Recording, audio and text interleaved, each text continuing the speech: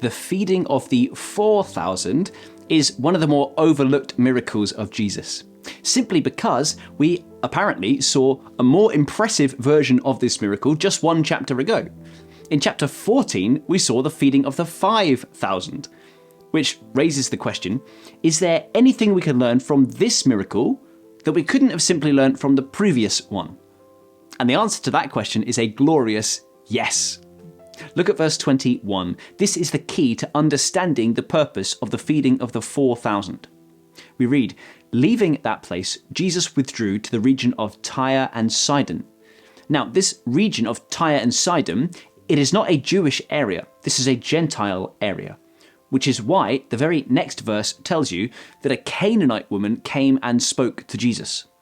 The Canaanites, of course, were the historical enemies of the Jewish people, and yet, we read, Jesus was generous towards her because of her faith. Now that's a surprise, isn't it? In verse 28. Now, for Jesus' 12 disciples, all of them are Jewish men, and for all of them, going through a region like this, surrounded by people like that, would have been a deeply unsettling experience.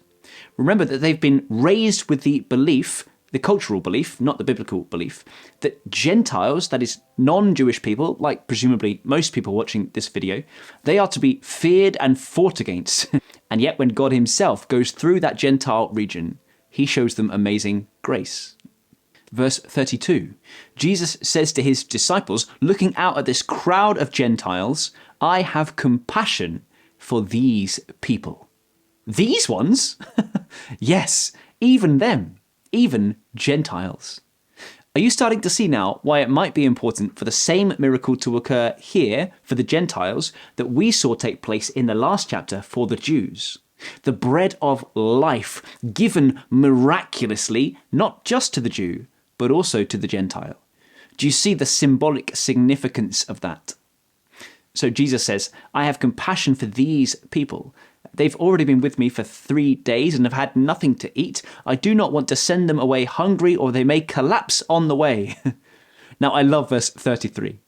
His disciples answered, where can we get enough bread in this remote place to feed such a crowd? Now, I've got to imagine the disciples are seeing the parallels here between what is happening this time and what happened last time.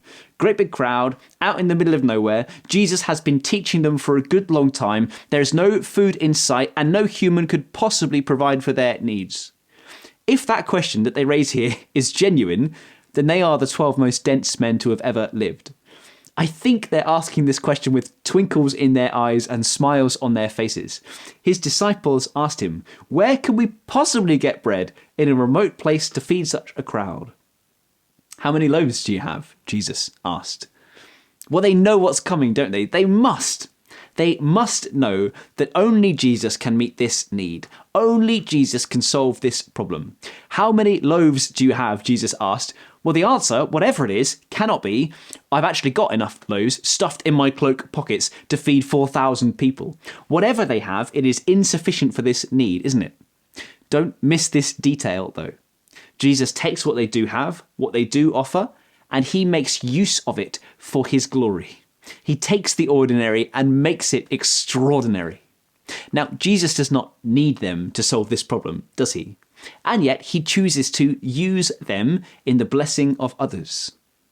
This, I think, is a great picture of the Christian life, an insight into what it means to be a disciple of Christ.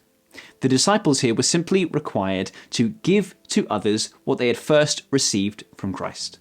Simple as that. That is your role too.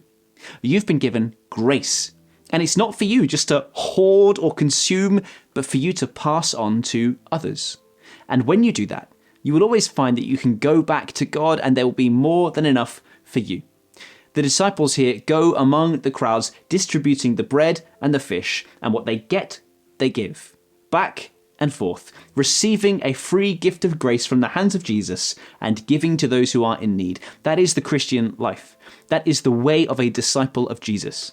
I have nothing to offer you. except for what I've first been given by him.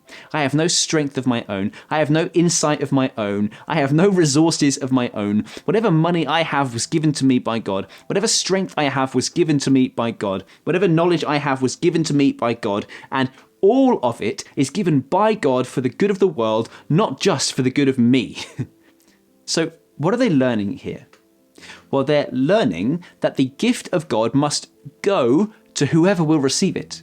Jew or Gentile, young or old, man or woman, slave or free, near or far.